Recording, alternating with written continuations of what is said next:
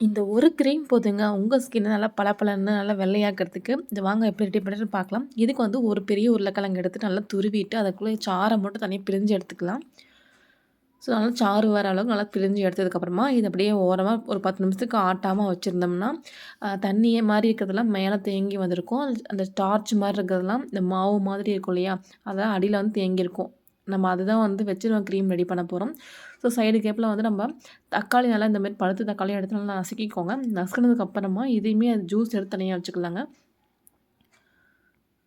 Juice எடுத்து நல்லா filter பண்ணி வச்சுக்கோங்க. இப்ப நம்ம 10 நிமிஷத்துக்கு அப்புறமா எடுத்து பார்த்தோம்னா, தண்ணிலாம் தனியா மேலாப்ல வந்திருக்கும் இல்லையா? அப்ப தனியா எடுத்துட்டு, கீழ வந்து மாவு மாதிரி இருக்கும் இல்லையா? அந்த உருளைக்கிழங்குல, அது கூட வந்து நம்ம எடுத்து வச்சுருக்க தக்காளி ஜூஸ வந்து ஆட் பண்ணி நல்லா மிக்ஸ் பண்ணிக்கோங்க. மிக்ஸ் பண்ணதுக்கப்புறமா 2 ஸ்பூன் அளவுக்கு ஆலோவேரா ஜெல் யூஸ் பண்ணிக்கோங்க. நீங்க வந்து ஃப்ரெஷ்ஷா இருக்கக்கூடிய ஆலோவேராவும் யூஸ் பண்ணிக்கலாம். இல்ல ரெடிமேட் ஆலோவேராவும் யூஸ் பண்ணிக்கலாம். யூஸ் பண்ணதுக்கப்புறமா இது கூட ஒரு விட்டமின் இ கேப்சூல் வந்து ஆட் பண்ணிட்டு நல்லா மிக்ஸ் பண்ணிக்கோங்க. நல்லா மிக்ஸ் பண்ண ஒரு க்ரீம் மாரி உங்களுக்கு கிடைக்கும். இந்த க்ரீம ஒரு பாக்ஸ்ல ஸ்டோர் பண்ணி வச்சுட்டு, நீங்க ஃப்ரிட்ஜில வச்சுக்கோங்க. ஃப்ரிட்ஜில வச்சுட்டு டெய்லி நைட் யூஸ் பண்ணிட்டே வரும்போது, உங்க ஸ்கின் அவ்ளோ ஜொலிக்குங்க. பளபளன்னு இருக்கும். கண்ணாடி மாதிரி இருக்கும். ட்ரை பண்ணி பாருங்க. வீடியோ பிடிச்சிருந்தா மறக்காம சப்ஸ்கிரைப் பண்ணிக்கோங்க.